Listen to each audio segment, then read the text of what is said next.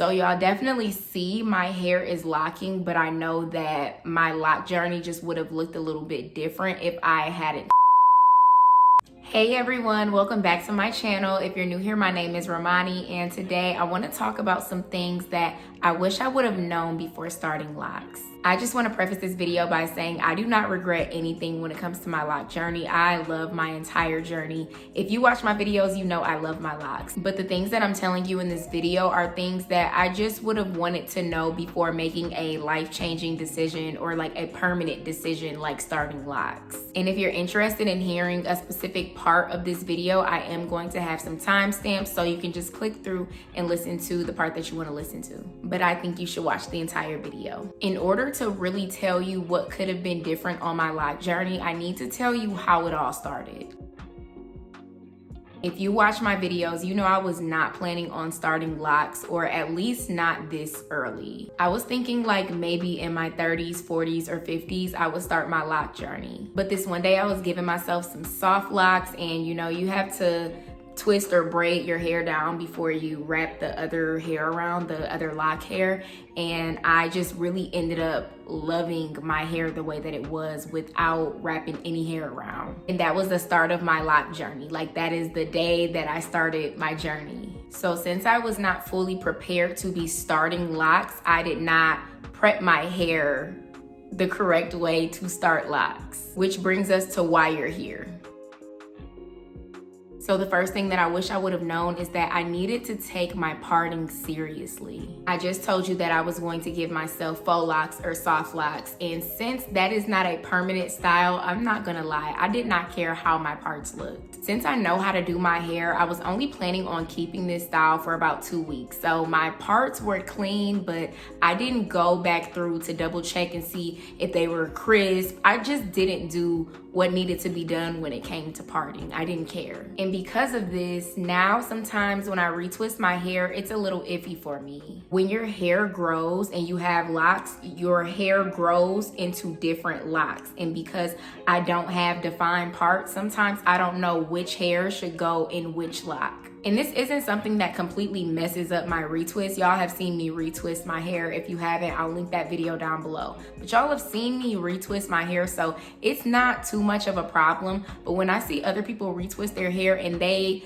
can just simply part their hair and twist, I can't do that. I have to literally figure out which strand of hair is going into which lock because I don't know what my parting is doing. Some of the parts are a little squiggly, some are straight, some are round. It's just... And speaking of parting, that brings me to number 2. I did not truly consider the sizing of my locks. My locks are all different shapes and sizes, and this is because I really didn't care. And I know that that sounds so bad. I'm gonna need to insert a photo of me with soft locks because I don't want you to think that I don't care about my hair and I be out here looking crazy. I just don't really put that much effort into making sure everything is perfect because it's not a permanent style. So some of my locks are really big and others were very small, and because of this I had to combine some of my locks because I felt like they were getting a little thin. And then I feel like since I have super wide or thick parts, sometimes that thickness is not evenly distributed throughout my lock. So you can see that I have a huge part right here, but my lock is obviously not the same as that. So sometimes I feel like it's really big up here and then it goes very stringy down my hair shaft. So if I was ever starting my locks again, I would make sure that each part was at least kind of the same. I would really work hard to make sure everything was the same size.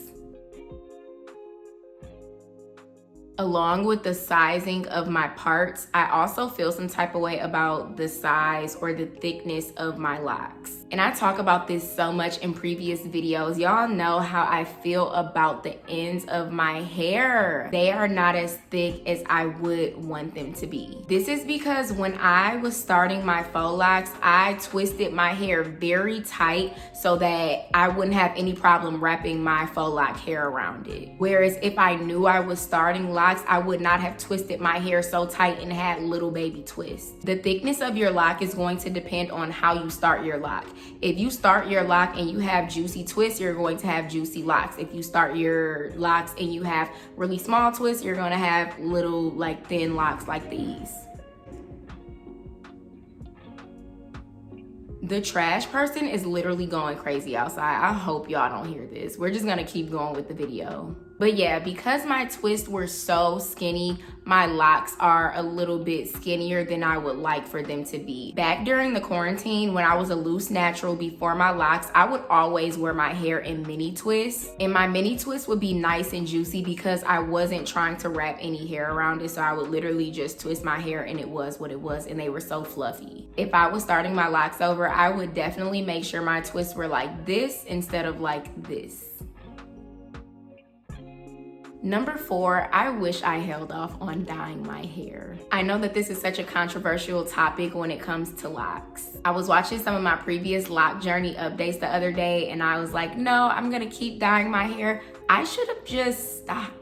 No, dyeing my hair did not completely mess up my locks like you hear some people say, but I know that my locks would have been thicker had I not dyed them. Even though I love the color, I love everything about them, I just want them to be thicker. And I know that they're not able to mature to their fullest potential because they are color treated, and color is a chemical. So no matter how healthy your hair is, color is still a chemical and it is still going to affect your hair. So y'all definitely see my hair is locking, but I know that my loc journey just would have looked a little bit different if I hadn't touched my hair. And so I can confidently say that I am done dyeing my hair. And I really went in depth about my ends and color treated hair in my previous video. It was my month 19 and 20 loc journey, so I'll link that down below.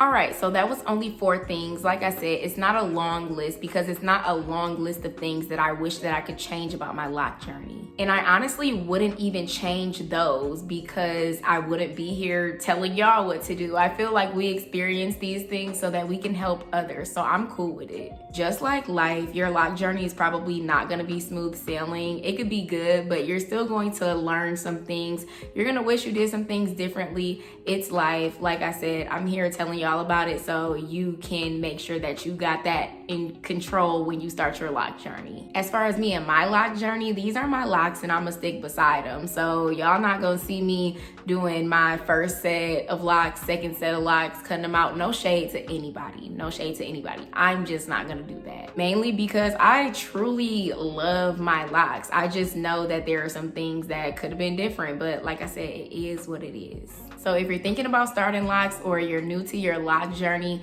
just consider some of these things and see if you can work it into your loc journey to help you on your loc journey. And I'm gonna leave some loc videos in the description box so you can watch my entire loc journey. I started recording at day 5, so you can literally see me day 5 all the way up until month 20, and I'm going to keep recording so you can see my entire loc journey. That was all for this video. As always, I appreciate you so much for making it to the end of the video. Please leave me a comment if anything resonated with you or if you want me to talk about something that I haven't talked about yet. I will leave all my socials down below along with my business. If you don't know, I'm a personal trainer in person and online. So if you want to be fit and fine and you just want to transform your life and your body, come see me. I'm always ready to help. And as always, you can use the code YouTube at checkout for some money off.